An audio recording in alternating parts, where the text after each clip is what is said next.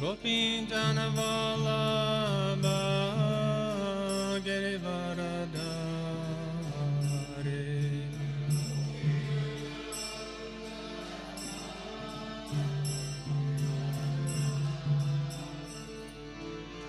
Gopi Jana Vallabha Girivaradhari.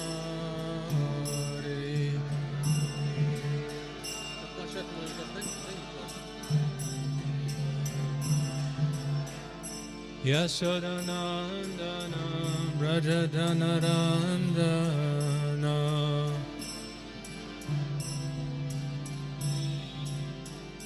Yashodanandana Brajadanarandana.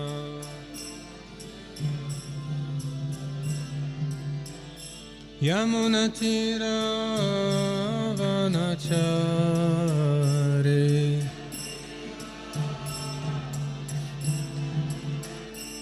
Yamunatira Vanachari.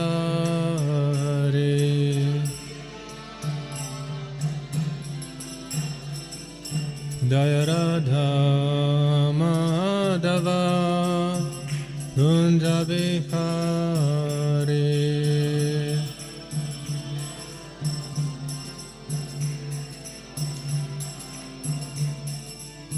Gopi Jana Vallabha Girivaradhari.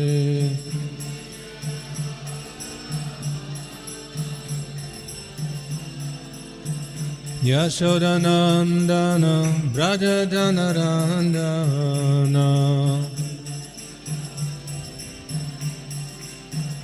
Yamunatira Vanachari.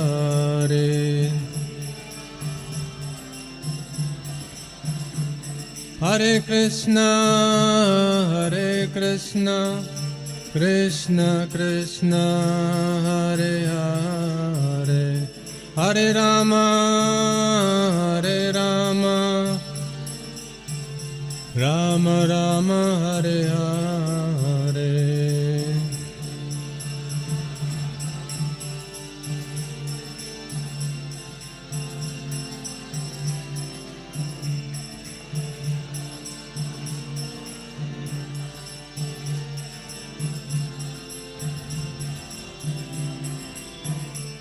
Hare Krishna, Hare Krishna, Krishna Krishna, Hare Hare, Hare Rama, Hare Rama, Rama Rama, Hare Hare.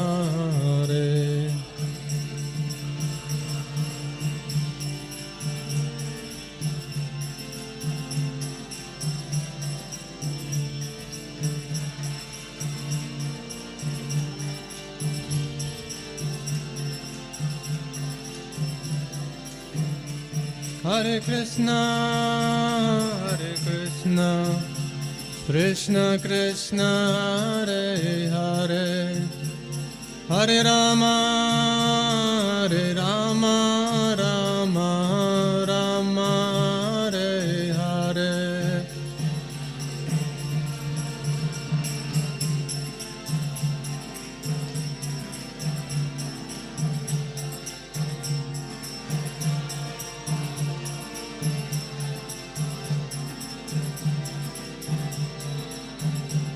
Hare Krishna, Hare Krishna, Krishna Krishna, Hare Hare, Hare Rama, Hare Rama, Rama Rama, Hare Hare.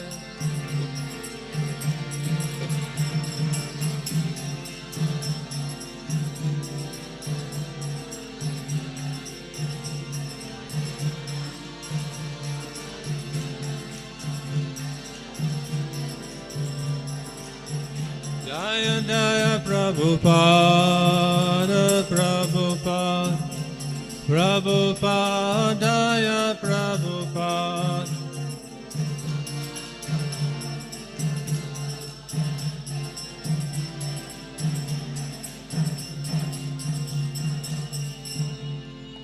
Jam Vishnupada Paramahamsa Parivraja Kacharya Shtutara Shata Shishi Matindanji Goswami Abhaicharan Ravinda Bhaktivedanta Swami Srila Prabhupada Ki Jai. Jam Vishnupada Paramahamsa Parivraja Kacharya Shtutara Shata Shishi Matindanji Goswami Srila Bhakti Siddhanta Saraswati Goswami Maharaja Prabhupada Ki Jai. Ananta Koti Vaishnava Vrinda Ki Jai. Grandharaj Srimad Bhagavatam Ki Jai. Samaveta Bhakta Vrinda Ki Jai. Gaura Premananda. All glories to the assembled devotees, all glories to the assembled devotees, all glories to the assembled devotees, all glories to Shri Gaura, Shri Gauranga.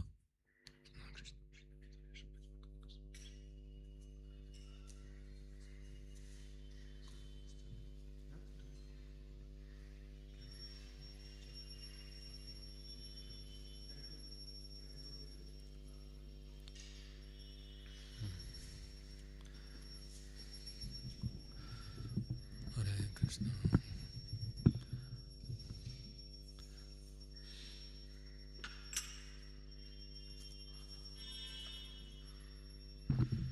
Hare Krishna, please accept my humble obeisances, dear devotees. It's a great fortune for me to again be here in Shri Radha Govindaji Mandir, the first temple that Srila Prabhupada established in India and where he personally resided and continues to reside. Srila Prabhupada told several of his disciples, devotees, that he continues to be personally present in his centers. Especially he mentioned his quarters in Vrindavan, Shri Radha Damodar. He says, I am eternally present in those places. But Srila Prabhupada also explained that a pure devotee, a Paramahamsa like he, a liberated soul, is not limited by space or time. In Govinda Bhashyam of Baladev Vidyabhushana, Baladev Vidyabhushana explains that a liberated soul is capable of being present almost just like Krishna, in all places where his presence is needed. And he compares it to the effulgence or light of a candle. If a candle is lit somewhere in one place, then its effulgence, its light is spread across the room. In the same way, Baladev Vidyabhushana explains that pure devotees, residents of the spiritual world, can be present by their effulgence wherever they want. Thank you very much. And Srila Prabhupada also explained in a letter to one of his disciples, he said that Guru is not the body, he is a principle. He says in the letter to, I think, Malati Mataji, he says, and just like television can broadcast the same picture to millions of TV sets, in the same way, a spiritual master can be present wherever his sincere disciples need his presence, be it in his Vani, which is the most accessible form of the spiritual master's presence, Vani. Srila Prabhupada even goes on to explain in the 4th canto of Srimad Bhagavatam that the word he uses is stick. If someone sticks to the instructions of the spiritual master regardless of circumstances, then this determination to follow the instructions of the spiritual master is, and he uses a fancy word, tantamount. Tantamount means equal in all, for all intents and purposes, for all practical results, equal to seeing Krishna face to face. He says, if someone sticks to the order of the spiritual master and follows his instructions, then he actually sees Krishna face to face. Tantamount means there is no difference between one state and the other. One state is being pratyakshatatmanatmana, seeing Krishna personally, which is supposed to be the highest perfection in spiritual life. Is it? Well, I do, but there's only so much I can get closer to it. Prabhupada says once that microphones they work only when you insert them into the mouth. Like that. Because Prabhupada also had troubles with microphones.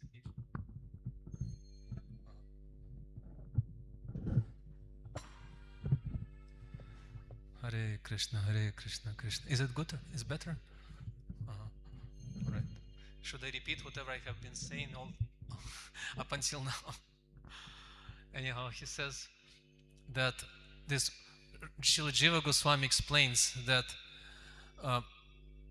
Sakshatkar, or the ability to see Krishna personally, face to face, when Krishna decides to manifest himself personally, is the highest perfection of spiritual life, the highest level of being recognized, Krishna's recognition. But Prabhupada explains that if one follows the instructions of the spiritual master, then that determination to follow his instructions is as good as seeing Krishna face to face. There is no difference. Whatever you can get by seeing Krishna face to face, you get by following the instructions of the spiritual master, strictly.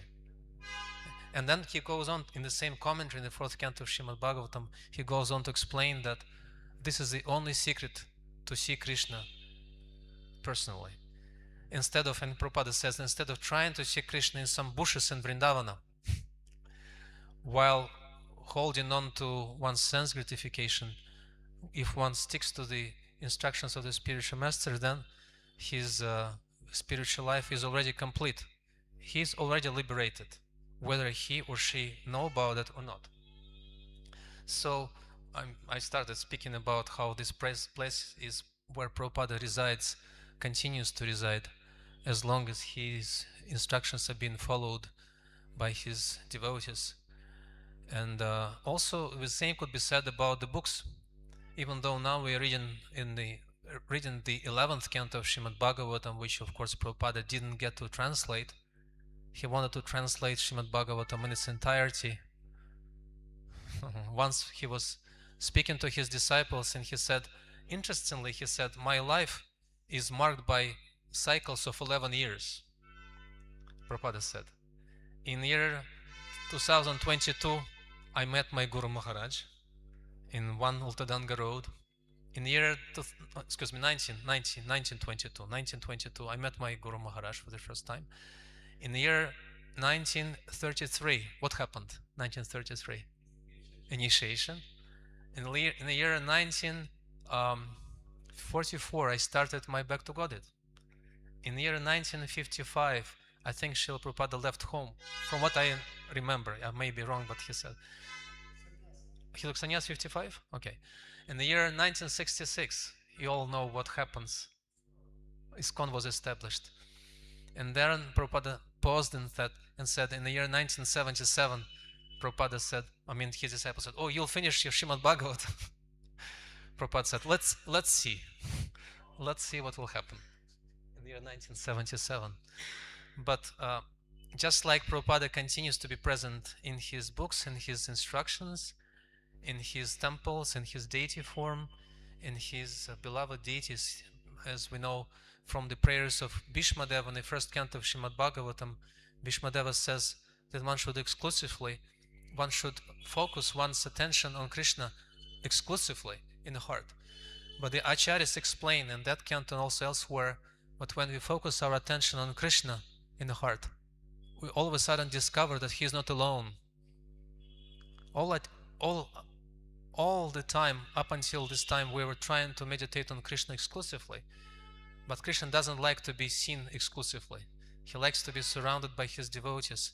He likes to be seen in terms of his relationship with his devotees. Just like the Brahmapatnis, when they came running to Krishna with, what did they carry? The Brahmapatnis, the wives of the Brahmanas, Yogic Brahmanas, when they were told by the cowherd boys, Krishna and Balarama are very hungry.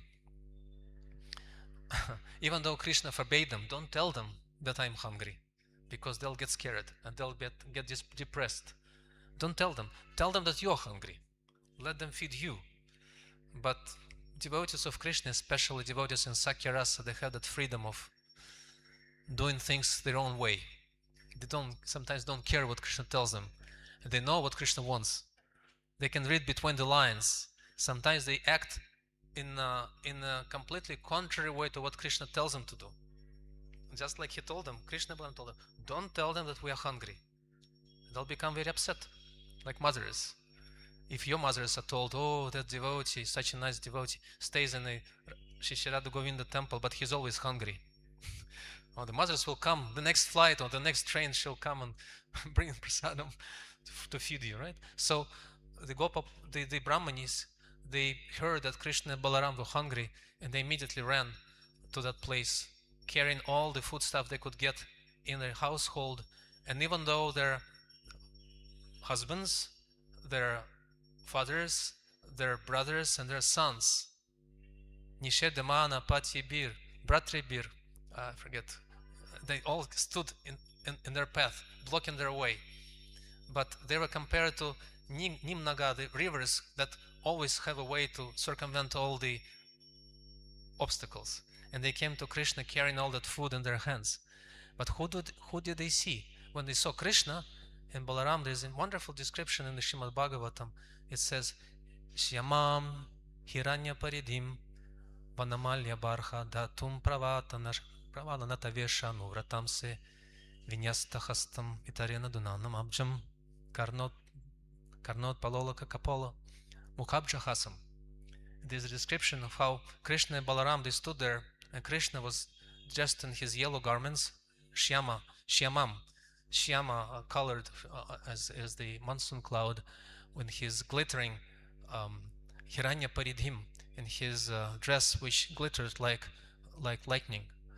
Vanamalya Barha Datu Pravala Natavesha, and he had a very long garland reaching his knees, and he was decorated with different berries and flowers and different minerals. But then an interesting thing is that he was leaning on the shoulder of his friend, like that. In a very casual way, he stood there. And in another hand, he held a lotus flower, and he was just spinning it like that. What do you call, people sometimes use these things for fidgeting. What do you call them? The spinners. Because they want to engage themselves and they want to fidget something, like some spinners or some other things that they fidget in their hands. So Krishna was spinning a lotus flower, waiting anxiously for the Brahmanis to come. So the point is that when we focus our attention on Krishna, we discover that Krishna is present with his eternal associates and his dear devotees. So Srila Prabhupada is present wherever his beloved deities are and his disciples. And also the same could be said about the books that Srila Prabhupada didn't get to translate himself personally, but he empowered his disciples to continue his work, his literary work. Srila Jiva Goswami gives a wonderful explanation in Tattva Sandarbha. He says, Puranas are named Puranas because they fulfill the unfulfilled message of the Vedas. And he gave a nice example, just like a bracelet. If a bracelet is made of gold, but it's missing a couple of links, then those links cannot be made of lead or iron, and they can only be made of gold if it's a golden bracelet. In the same way, he uses that logic. If Purana fulfills the purpose of the Vedas, then they belong to the same transcendental category. In the same way, Srila Prabhupada entrusted his literary work of Srimad Bhagavatam, his principal, main mission of life, to some of his disciples, and they successfully carried out his work and provided wonderful translations and commentaries on these verses. I heard from Gopi Paranandana Prabhu, who was one of the translators after Prabhupada's departure, that sometimes they would have to go to India, to the libraries, in search for the manuscripts, and those manuscripts were preserved on microfilms, they call them, very tiny script, and you had to use a special equipment, almost like a microscope, to see what's written there. They're not available. But once that equipment broke, the lamp burned, and they couldn't get another replacement. In India, it was very hard. and they had to send away for that lamp somewhere abroad, but it would take a long time for the lamp to the spare part to arrive, so they actually had to use a microscope. They purchased a microscope in the medical store, and they used the microscope to read the verses of the commentaries of the acharyas on the verses of Srimad Bhagavatam, so they could continue this work. So now we're reading, sorry for this long introduction, I just felt inspired to remind myself of how dear this place is to Srila Prabhupada. He is eternally present here, as well as in many other places in Kolkata, in his birth site, in Toliganji. And then One Multidanga Road, he's definitely present there. He's present here. He's present in the hearts and minds of those devotees who meditate on his pleasure. And this way, Prabhupada's presence is spread around the world.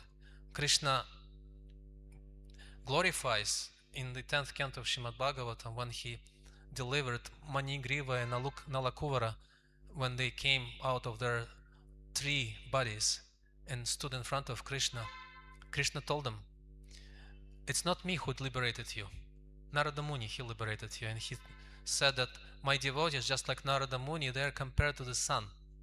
Just like the sun illuminates everything by its rays, in the same way whoever is face to face with my devotee can never remain in darkness. And in the same way, whoever is face to face with Srila Prabhupada in the form of his lectures, his books, his instructions, his devotees, his mission, can never be in the darkness of ignorance. And as soon as we deviate from those words and those missions and those instructions, we immediately become plunged in the darkness of ignorance. And there is nothing in this world that can dissipate the darkness. Nothing. We cannot replace Prabhupada with any other, with all due respect, sources of spiritual knowledge, with any other sadhus, with any other missions, with any other great souls or sannyasis or acharyas even. Even the great acharyas of the past. Not that they are incapable of dissipating darkness, but they don't want to. They have already given us, Srila Prabhupada is their plenipotentiary representative, and trying to circumvent Prabhupada to go directly to them, in their eyes, is offensive. Prabhupada himself explains that in so many times, in so many places, when he said that all the acharyas have empowered his commentaries so they could be present and they could deliver their message to us the way they want, through his words. So, with this preface, we'll read a verse from the Srimad Bhagavatam. Actually, we have 3 verses to read from the Srimad Bhagavatam. Texts 34 and 35, I'll read myself, and then we'll read together verse 36 and a short commentary written to that verse by Prabhupada's disciples. Again, in their commentary, in their purport, they quote Prabhupada profusely. Prabhupada is present in the words of his disciples. So I'll chant the verses 34 and 35 myself. Shout Om Namo Bhagavate Vasudevaya. Sorry. Om Namo Bhagavate Vasudevaya. Om Namo Bhagavate Vasudevaya. Narayanam Namaskritya Naram Chavanarottamam Devim Saraswatim Vyasam Tato Jayamudirayat Nashta Prayesha Bhadrasho Nityam Bhagavata Sevaya Bhagavatsutama Shloke Bhakti Bhavati Naishtiki Shishanda Govinda Ki Jai. Ashauchamanam Snanam Sandhyopastir Mamarchanam Tirtha Seva Japos Prishya Bhakshya Sambhashya Varjanam Samva Sarvashama Prayuktoyam Niyamam Kulanandana Madbhava Sarva Bhuteshu Manovakaya Samyamaha. Translation. My dear Uddhava, general cleanliness, washing the hands, bathing, performing religious services at sunrise, noon, and sunset, worshipping me, visiting holy places, chanting japa, avoiding that which is untouchable, uneatable, and not to be discussed, and remembering my existence within all living entities as the Supersoul, These principles should be followed by all members of society through regulation of the mind, words, and body. Now, text 36, we can chant together. Evam brihad vratadharo. Evam brihad vratadharo. Brahmanogni Brahmanogni Madbhaktas Tivratapasa Madbhaktas Tivratapasa Dagdha Karma Shayomala Dagdha Karma Shayomala Evam Vrihadvratadharo Brahmanogni Madbhaktas Tivratapasa Dagda Karma Shayomala. Please.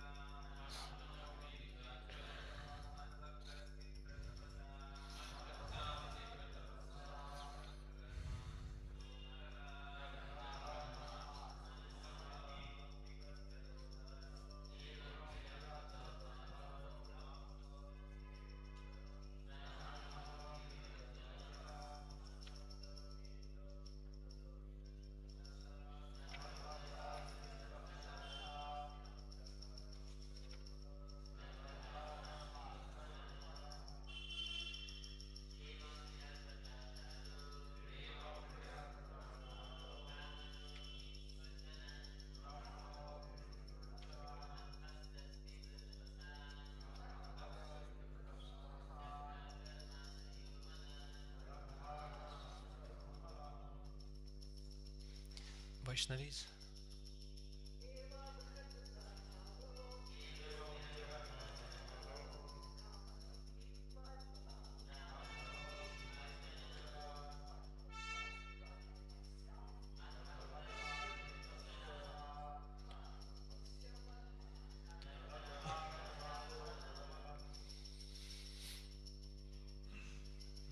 Okay.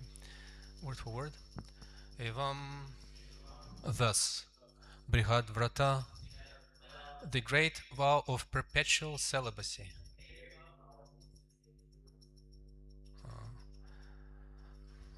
Dharaha, maintaining. Brahmanaha, a brahmana. Agnihi, fire.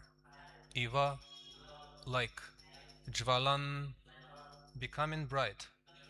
Magbhaktaha, my devotee. Tivratapasa, by intense austerities. Dagdha, burned. Karma, of fruitive activities. Ashayaha, the propensity or mentality. Amalaha, without contamination of material desire. Translation and purport by disciples of His Divine Grace A.C. Bhaktivedanta Swami Srila Prabhupada. Srila Prabhupada Ki Jai. Translation: a Brahmana observing the great vow of celibacy becomes brilliant like fire, and by serious austerity burns to ashes the propensity to perform material activities. Free from the contamination of material desire, he becomes my devotee. Purport. The process of liberation is described in this verse. Once when Srila Prabhupada was traveling by airplane, a fellow passenger, who happened to be a priest, told him that he had seen his disciples and found them, quote, bright-faced, unquote. Srila Prabhupada was fond of relating this incident. Yeah, oftentimes I listen to Prabhupada's classes, and he sometimes, quite often, refers to this incident. He said, yeah, I was traveling by an airplane and a priest told me, oh, your disciples are so bright-faced. What's the secret of them being so bright? Srila Prabhupada was fond of relating this incident. The spirit soul is more brilliant than the sun. And as the process of spiritual purification gradually takes effect, even the external form of a devotee becomes effulgent. The glowing fire of spiritual knowledge burns to ashes the mentality of sense gratification, and one naturally becomes austere and disinterested in mundane enjoyment. Among all austerities, the best is celibacy, by which the shackles of material life immediately become slackened. One who is amala, free from material desire, is known as a pure devotee of the Lord. On the paths of jnana, karma, and yoga, the mind retains the concept of personal interest, but on the path of pure devotion, the mind is trained to see only the interests of the personality of Godhead. Thus, a pure devotee of the Lord is amala, completely pure. I'll read the verses again. Shauchamachamanam snanam sandhyopastir amarchanam tirthaseva japo sprishya bhakshya sambhakshya varjanam sarvashama prayuktoyam niyamah kulanandana madbhakta sarvabhuteshu manovak kaya samyamaha.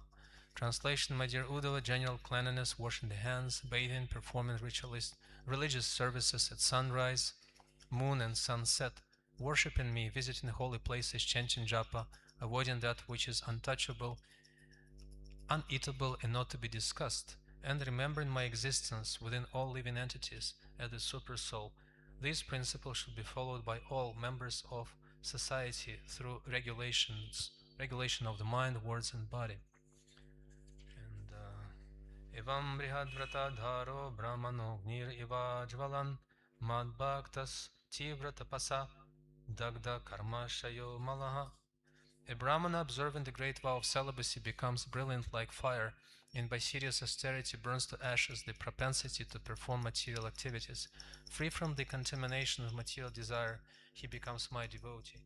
Om Gyana Timirandasya Gyananjana Shalakaya Chaksaram Miritam Yada Tasmai Shri Gurave Namaha Shri Chaitanya Manobishtam Stapitam Yena Bhutale Svayam Rupa Kadamahyam Dadati Svan Anantikam Namam Vishnu Padaya Krishna Prishtaya Bhutale Shrimati Bhakti Vedanta Swami Nityanamane Namaste Saraswati Devi Gauravani Pracharine Nirvishesha Shanyavadi Paschata Deshatarine Jai Shri Krishna Chaitanya Prabhu Nityananda Shri Advaita Gadadhar Shivasati Gaura Bhakta Vrinda Hare Krishna Krishna Krishna Hare Hare Hare Rama Rama Rama Hare Hare Kamkaroti Vachalam Panguman Gayati Girim Yad Kripatamaham Vande Shri Gurum Dinataranam. Lord Krishna is wrapping up his instructions to Uddhava. There are still a few chapters to go, but Uddhava playing the role of a conditioned soul, just like Arjuna did on the battle of Kurukshetra. Both are liberated souls, both are very, very dear servants and friends of Krishna. They don't need these instructions for themselves, but they play convincingly a role of a conditioned soul, so Krishna could take it as an excuse to give instructions through them to the whole world. After Krishna finishes his instructions to Uddhava, he actually will send him to on a mission. Uddhava wants to leave this world with Krishna, before Krishna actually, just like so many devotees want. Like Haridas Thakur, he wanted to leave this world before Lord Chaitanya Mahaprabhu, and Lord Chaitanya granted his desire. But in Uddhava's case, Krishna told him, Uddhava, I have a special mission for you. My 125 years of presence in this world are coming to a close. I have to leave this world, and but there are some other personalities who haven't been able to see me in person, and for their sake I want you to stay. By my personal association you have become almost like me in all respects, so much that Dvarakavasis, when they saw Uddhava, they thought it was Krishna, because even though he was born in a Brahmana family with a fair white complexion, but by his personal association with Krishna, he became as Shyama, as Krishna. Not only that, but Uddhava, Tvayo Payukta Sragangha Vasolankara Charchita Hushishta Bojana Dasas Tavo Mayam Jayamahi. Uddhava tells Krishna in the 11th canto Bhagavatam, he says, I am as a devotee, I'm trying to surround myself with your presence as much as I can, and I do that by wearing your clothes. And Uddhava apparently wore Krishna's clothes, Tvayopayukta, Sragandha, Vaso. Vaso means clothes. Srakas means garlands. I wear your garlands. Gandha, I use the same perfume as Krishna used, the same scented oils. Krishna has a very special fragrance around him. It's called Chatuksama. It's it's a mixture of 4 ingredients: sandal, camphor, um, musk, and aguru in a certain proportion. Actually, one devotee made a perfume according to that formula described in Chaitanya Charitamrita of these 4 ingredients. And the fragrance is mind-blowing. Even these material ingredients, not to speak of Krishna's spiritual fragrance, but when you combine these material ingredients in the right ratio, right proportion, the effect is mind-blowing. You cannot stop thinking about that fragrance. So Uddhava used that fragrance used by Krishna. Vaso, clothes, alankara, decorations, charchita, uchishta, bhojana dasas, and I also eat food remnants from Krishna's personal plate. And this way we hope to become shielded or protected from Maya. So Uddhava became, you could say, a complete replica, just like some politicians have body doubles sometimes, and they send their body doubles to missions which are dangerous for themselves personally. But in Krishna's and Uddhava's case, Uddhava became permeated or saturated with Krishna's presence, so that association with him was as good as association with Krishna personally. Like Dvarakavasis, when they saw Uddhava from a distance, they started running towards him. But when they would come up close, they could see by some signs that he was Uddhava, not Krishna, but they were not upset. Because association with Uddhava was even more precious in some ways than association with Krishna, because Uddhava could give devotion to Krishna. So Krishna was just about to leave this world, and then he gave this knowledge in a nutshell to Uddhava, so Uddhava could stay, and he could go to different places and give Krishna's presence through his instructions to those who were not fortunate to see Krishna personally. And one of those personalities, or actually two, were Naranarayana Rishi. Up in the Himalayas, Krishna specifically told Uddhava, I didn't get to go to the Himalayas. Somehow I was too busy. And could you please go on my behalf and give that letter to Naranarayana Rishi? And Naranarayana Rishi gave a letter to them saying, my dear Naranarayana Rishi, please accept my blessings. All glories to Srila Prabhupada. Krishna must have written or something like that. So here's Uddhava, and you can associate with him, and you can get all your desires fulfilled by his association, like that. So that's why Krishna goes back to the basics of spiritual science. In the preceding chapters, he speaks about Atmagyan. Krishna explains what the soul is. He describes the modes of material nature, just like in the Bhagavad Gita. And here it describes the Varnashrama system. Again, interestingly, it's something irrelevant, you could say, for liberated souls. Lord Chaitanya Mahaprabhu, when he spoke with Ramananda Rai, and he was trying to get from Ramananda Rai the essence of all knowledge, and Ramananda Rai would offer one verse after another. And the first verse he offered was what?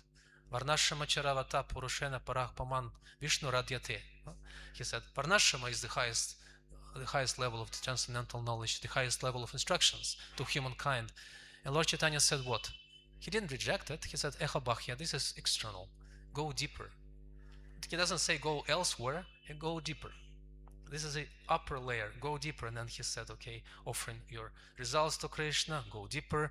Rejecting all duties, go deeper. And then he was going on and on and on. Sarva dharman parityajya mamekam sharana. Even that verse, Lord Chaitanya Mahaprabhu didn't favor as the most essential. What was the turning point in that discussion was when Lord Chaitanya Mahaprabhu heard Gyane prayasa mudapasya manta eva jivanti sanmukoritam bhavadiya varta. He said, oh, that's it. Just hear about Krishna in the association of pure devotees, and this way you can conquer Krishna's body, Krishna's minds, and Krishna's words by your body, mind, and words. like that. By engaging your body, mind, and words in hearing about Krishna. Acharyas give multiple explanations of this verse from different angles of vision.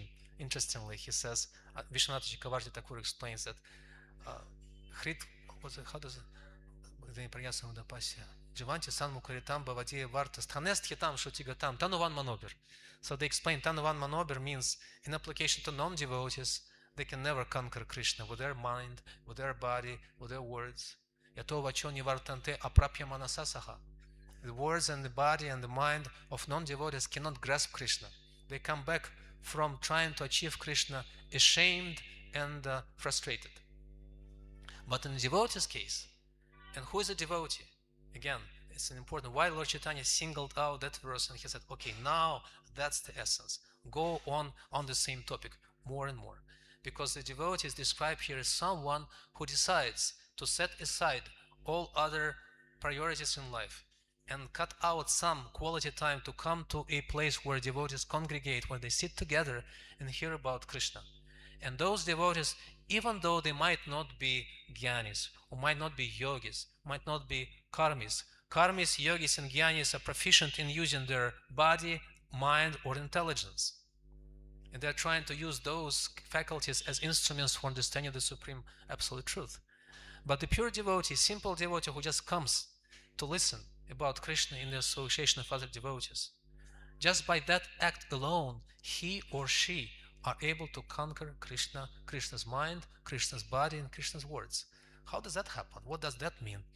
And that means that Krishna starts thinking about these devotees who hear about him from Srimad Bhagavatam. It means that Krishna glorifies his devotees. And Prabhupada just recently, yesterday, I was listening to his class and he explained an important point. How does Krishna glorify his devotees? Because oftentimes he speaks in Bhagavad Gita and Srimad Bhagavatam, he has Mad Bhaktim, Mad Ashraya, etc. He uses that word Mad, which means me. But Prabhupada says Krishna is very clever. Krishna likes a very kind of indirect way of expressing himself. Paroksha Vada Rishaya, Paroksha Mamacha Priyam. He likes to put a twist on words. So no one can understand what he means to say except his devotees. When Krishna speaks, Prabhupada explains, Mad Ashraya, he means, the literal meaning means take shelter of me, but the indirect meaning, the deeper meaning means take shelter of mine, of my devotees. Mad means mine, those who belong to me. Mad Ashraya means take shelter of my devotees, not of me directly. And then when he speaks, says Mad Bhaktim, that means what? Bhakti to me, the literal translation, but the deeper translation means Bhakti to my Bhaktas. As he himself, Krishna is known as Bhagavan Bhakta Bhaktiman. He is the Bhakta of his Bhakti, Bhakta of his Bhaktas. He is the one who has Bhakti for his devotees. Bhagavan Bhakta Bhaktiman. Like that. So Lord Chaitanya became very happy and he says, okay, go on reciting, go along the same lines. Everything grows out of there. Whatever else Lord Chaitanya starts hearing from Ramananda Rai, the glories of Dasya Rasa, the glories of Sakya Rasa, the glories of Vatsalya Rasa, the glories of Madhurya Rasa, everything sprouts, grows out of that root, of that single verse. Just go to the place where devotees sit and listen from them Srimad Bhagavatam. In this way, Krishna becomes completely subordinate. Jita, Ajita, he becomes Jita. Unconquerable becomes conquered. There is another verse in the Srimad Bhagavatam, in the 6th canto, a wonderful verse. It's a very unusual meter because each line in that verse has a different number of syllables. Usually we have the same number of syllables, like this verse has 8 number of syllables. But that verse is completely, like, haphazardly composed. Ajita jita samamati bir sadobir bhavan jitatmabir bhavata. Chitraketu Maharaj speaks in his anxiety. And he speaks in a very unusual meter. Ajita jita samamati bir sadobir bhavan jitatmabir bhavata. Vijitastepicha bhajatam akamatmanaya atmadoti karuna. In the 6th canto of Bhagavatam, he says, you are Ajita, unconquerable, but you become Jita, you become conquered. By those who have conquered their senses, their mind, and those who display equal vision to all living entities, and those who become your devotees. And you unconquered, you become conquered. And by surrendering to your devotees, you conquer them. It's interesting. Like in the material world, everyone wants to conquer the other parties, subjugate, excel, and maybe defame. Sometimes they resort to different means to emerge victorious, emerge most important, most prominent. But in the spiritual world, the dynamics is entirely different. Srila Prabhupada explains in the commentary on that sixth verse, on the sixth canto, he says, Krishna, by surrendering to his devotees, he conquers them. And devotees, by surrendering to Krishna, conquer him. In this way, there is a competition, but of entirely different nature. Not like in material world trying to excel each other. In the spiritual world, everyone is trying to subordinate to the other party. And that's how they conquer. Like that. So, in this verse, we just already almost finished, exhausted our time. I should leave some time for questions. And probably one of the questions would be, what about today's verse? And the Varnashama Dharma we describe in the Varnashama Dharma, Lord Krishna goes back to the description, so Uddhava could introduce that knowledge, keep it and give it to the proper recipients. But also another important reason why Krishna gives lessons on Varnashama Dharma, lessons on Atmagyana, he also gives lessons on what? On mystic yoga. He gives lessons on so many different, on deity worship.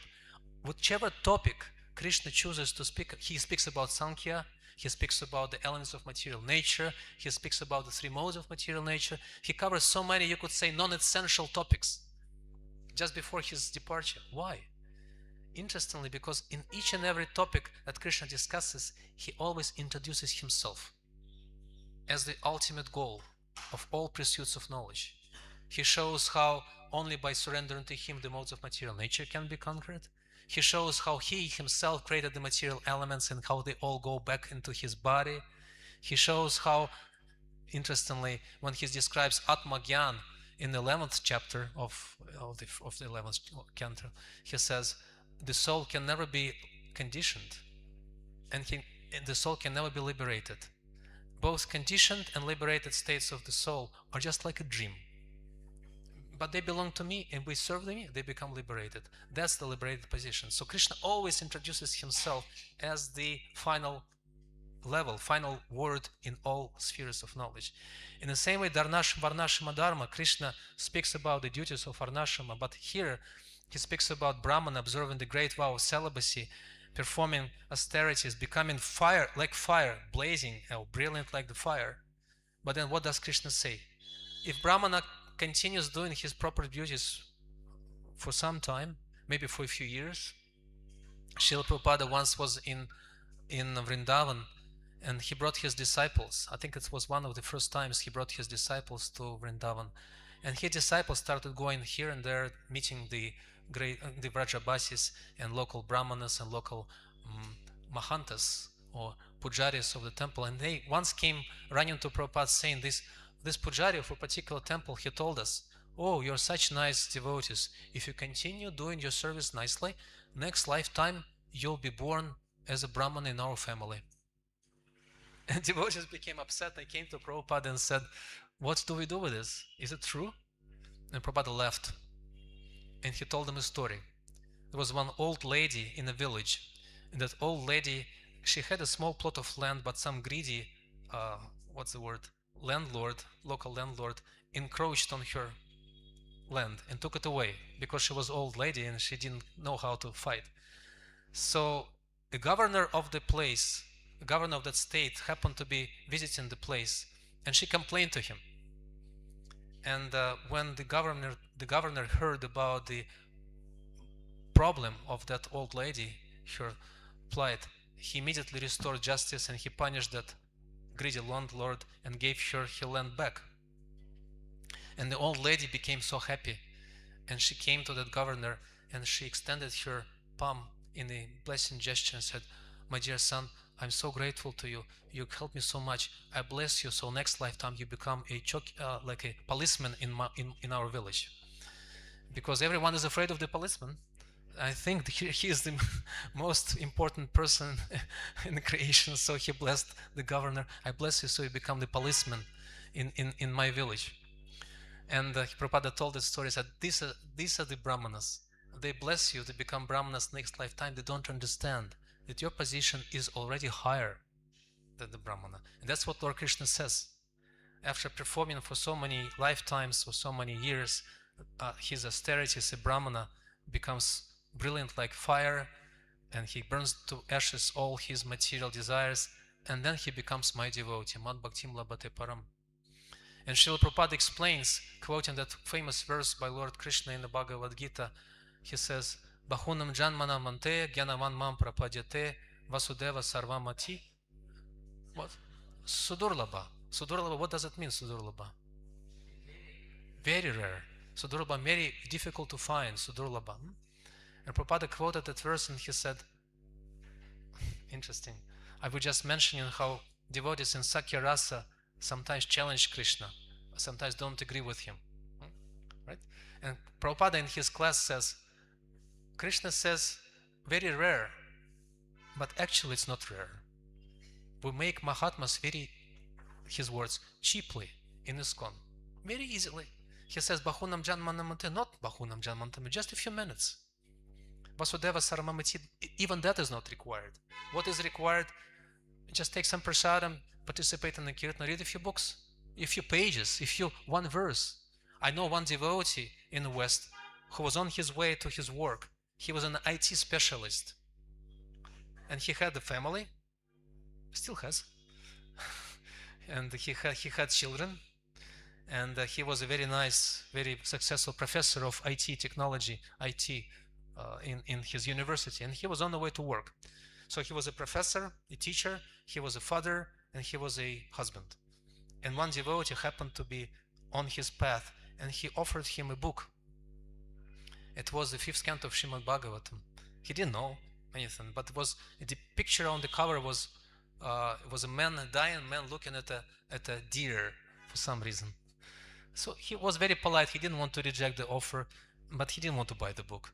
And the devotee told him, okay, just read it. Just read one verse. And the person opened the book at random, and he looked at the verse, and the verse said,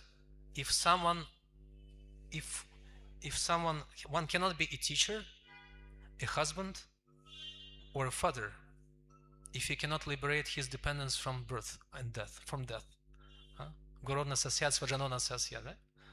And he was struck by thunder. All his roles in life became completely useless just by a few words read in that book by Srila Prabhupada. See, I'm a father, I'm a teacher, and I am a husband, and I cannot liberate my dependence from death. So this book probably speaks right to me, to my heart, and he purchased the book and became a devotee. Like that. So Prabhupada said, it's not that. Lord Krishna speaks so many lifetimes, and one has to get knowledge, and such a great soul is very rare. That's wrong. It's not like that. It's incorrect. We make Mahatmas very cheaply, like that, in ISKCON. So that's how Srila Prabhupada sometimes, you could say, not challenges, but fulfills the inner desires of Krishna in the Bhagavad Gita. So in this verse speaks about a Brahmana who has performed austerities for many lifetimes, and then he becomes my devotee. But Srila Prabhupada explains in his famous talk on Varnashama Dharma in 1977 or 78, or 76, excuse me, he says, a Kanishtka Adhikari in ISKCON is higher than a Brahmana, any Brahmana.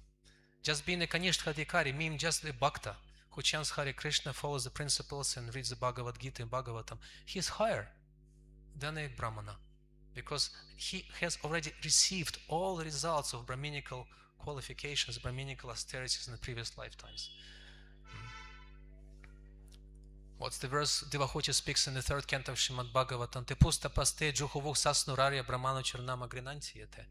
Those who chant my holy name, chant your holy name, Devahuti tells Kapila Dev, have already performed austerities, have already visited the holy places, have taken bath in the holy rivers, they have developed all good qualities and have performed all sacrifices.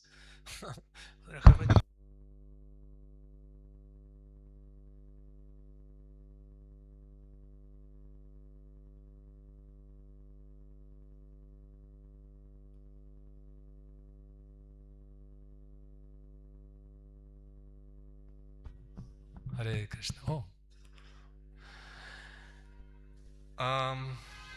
We have only 3 minutes left, And I have requested for this book to be brought only because I wanted to share with you, dear devotees, how, speaking of Varnashama, how Prabhupada wanted Varnasham established.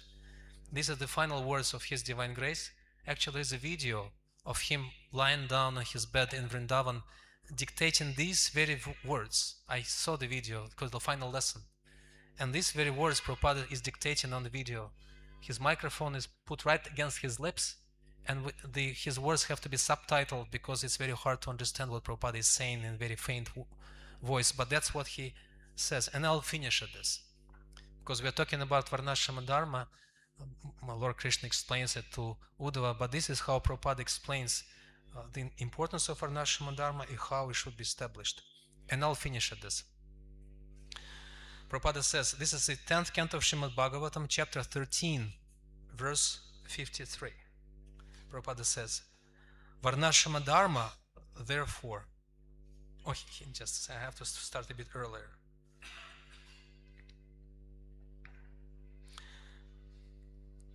We should gradually, because the two verses we read, the first two verses spoke about the importance of one's purification. Prabhupada explains how this purification is attained. We should gradually come to the sattva guna so that we may avoid the two lower gunas. This can be done if we regularly discuss Srimad Bhagavatam and hear about Krishna's activities. Nashta prayesha badrishu nityam bhagavata sevaya. All the activities of Krishna described in Srimad Bhagavatam, beginning even with the pastimes concerning Putana, are transcendental. Therefore, by hearing and discussing Srimad Bhagavatam, the Raja Guna and Tama Guna are subdued, and that only Sattva Guna remains. Then Rajoguna and Tama Guna cannot do us any harm. Varnashama Dharma, therefore, is essential, for it can bring people to Sattva Guna. Tada Rajastamo Bhava Karma Lobadayaschaye. Tamaguna and Rajaguna increase lust and greed, which implicate a living entity in such a way that he must exist in the material world for many, many forms. That is very dangerous. One should therefore be brought to Sattva Guna by the establishment of Varnashama Dharma, and should develop Brahminical qualifications of being very neat and clean, rising early in the morning and seeing Mangala Arati, and so on. In this way, one should stay in Sattva Guna, and then one cannot be influenced by Tamaguna and Rajaguna. So this is how Prabhupada explains we should maintain Sattva Guna. Rising early in the morning, seeing Mangala Arati, hearing Srimad Bhagavatam, and performing Radha Krishna Bhajana. He continues, the opportunity for this purification is a special feature of human life. In other lives, this is not possible. Such purification can be achieved very easily by Radha Krishna Bhajana, devotional service rendered to Radha and Krishna, or Radha and Govinda. And therefore Narottam Das Thakur sings, Hari Hari Bifale Janama Gunaino, indicating that unless one worships Radha Krishna, one's human form of life is wasted. Vasudevi Bhagavati Bhakti Yoga Prayojitaha Janaya Shashu Vairagyam. By engagement in the service of Vasudeva, one very quickly renounces material life. The members of the Hare Krishna movement, Krishna consciousness movement, for example, being engaged in Vasudeva Bhakti, very quickly come to the stage of being nice Vaishnavas. So much so that people are surprised that Mlechkas and Yavanas are able to come to this stage. This is possible by Vasudeva Bhakti. But if we do not come to the stage of Sattva Guna in this human life, then as Narottam Das Thakur sings, Hari Hari Bifale Janama Gunaino, there is no profit in gaining this human form of life. So this is the end of this passage that I wanted to share with you, and this is the end of our class today. I don't think we have any time for questions or comments. 10 questions, okay. Radha Raman Prabhu tells me that I can ask if there's any question, but there should be questions. What is there to ask about? Prabhupada's words are very clear. In his one of his lectures on the first canto of Bhagavatam, Srila Prabhupada says, as soon as you take to devotional service, death is no more death, no more death, simply formality. And you're already liberated, He repeats several times, you're already liberated. You're already on the threshold of deathlessness, immortality. You close your eyes here, Prabhupada says, and you open your eyes in the spiritual world and you say, oh, I am with Krishna, immediately. And then Prabhupada says, do not spoil anything, please. Do not spoil anything. Everything is given to you. Just follow the principles, chant Hare Krishna, follow sadhana bhakti, come to Mangalarati. He describes deathlessness and return to the spiritual world is guaranteed to you. Is guaranteed. I guarantee that to you. Please do not spoil anything. Do not do anything wrong. And he said, oh, okay, I promise to follow principles, chant. Okay, but let me break. Don't do that. Don't do that, Prabhupada repeats. Like every word he repeats twice. Don't do that. Don't make this mistake. Like that. Anyway, there's any question? Yes. This regarding the last this Passage. purport you read. So Prabhupada tells here that by performing sub-devotional service, by doing Mangalarti, we remain this in Sattoguna. So my question is that why then he tells to establish Varnashrama Dharma? Because by itself doing devotional service, we are coming to Sattva-guna. Oh, it's a very good question. Thank you very much. The question was why does Prabhupada explain and ask us to establish Varnashrama Dharma? He explains it in his famous walks, morning walks in Vrindavan, 1976, I think, or 74. There's a series of walks called Varnashrama College walks, morning walks.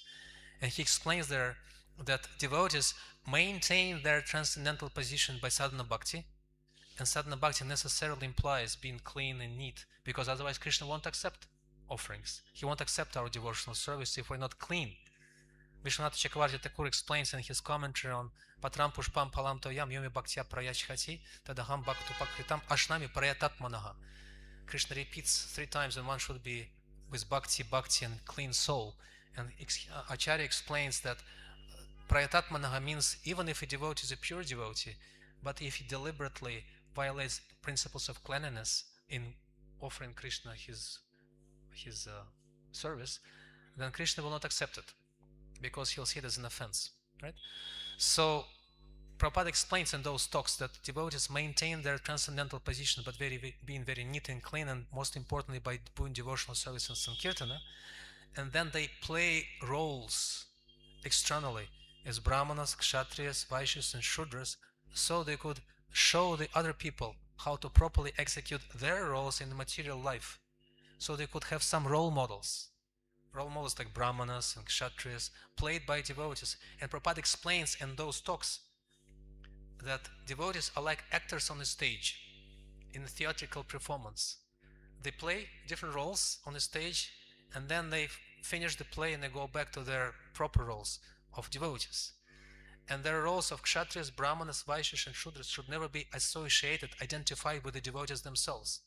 And Prabhupada says, quoting his own example, he says, I can brush your shoes, and I can wash the floor very nicely, but I don't become a floor washer. I don't become a shoe polisher. It's just a role I show you. Sometimes I do teach you, do like that. And he says, never ever consider a devotee to be belonging to any of these varnas.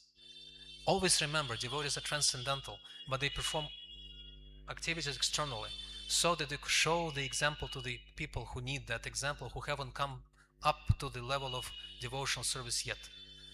So that's why we have these 2 parts of Varnashrama Dharma. Devotees playing the roles of varnas to show the example of proper Varnashrama Dharma to the rest of the world, so they could see these examples and try to follow them in their own capacity.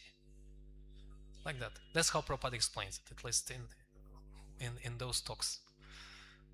That's why he did say that Varnashrama is an unfulfilled part of his mission, but he also explained that devotees should always be seen as devotees and never identified with the roles they play. Like that.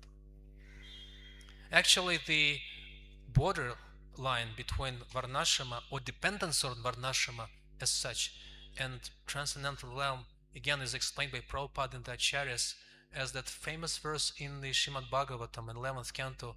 Krishna says, Yavan karmani kurvita na nirvideta yavata mat katha shavanadavau. He says, as long as one hasn't developed faith in chanting and hearing about me, as long as he hasn't developed satiation, means he's fed up with material activities, he should follow Varnashrama Dharma, he should follow these secondary rules.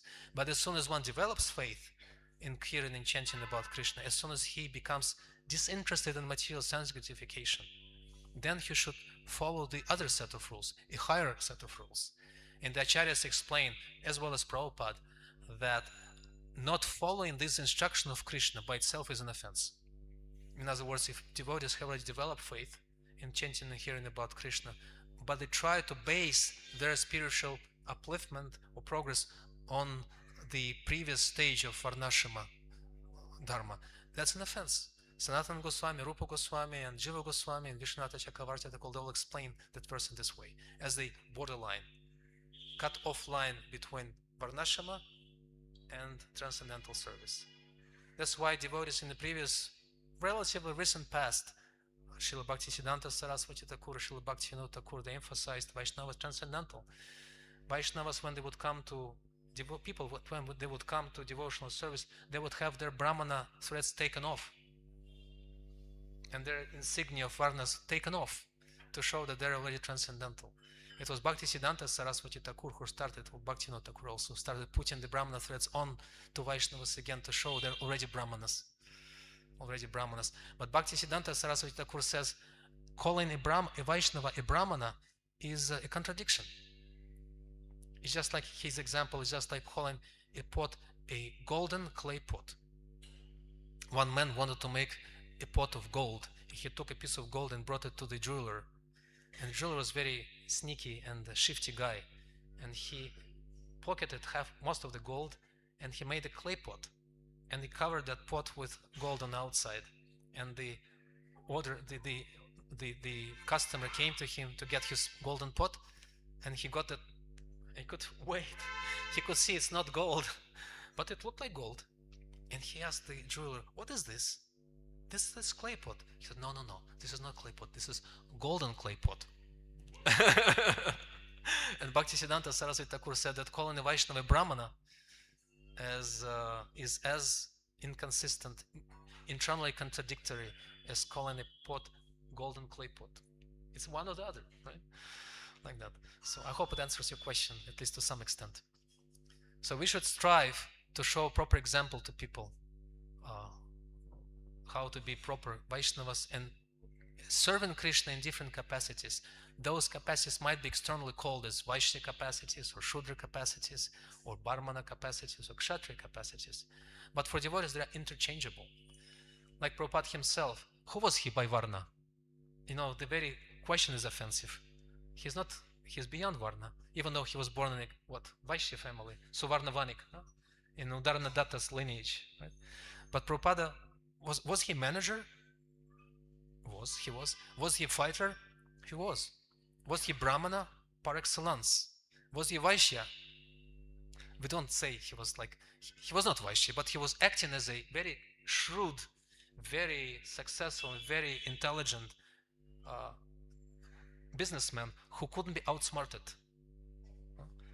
Was he doing something very menial like cleaning and washing and serving and all of that? Why? Because he's none of those. Gopi Bhartur Pada Kamalayar Dasa Dasana Dasa.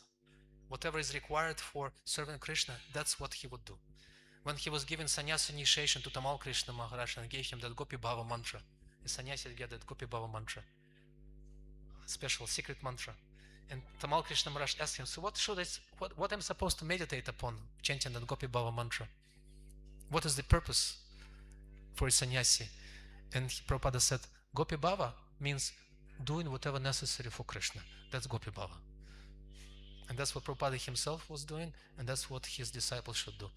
And we could show the rest of the world how to properly execute these principles. For Kshatriya, that means selfless, very honest, transparent, fearless.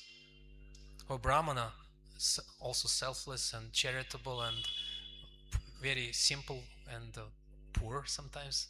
For Vaishya, very generous and entrepreneurial. For Shudra, very loyal, very honest.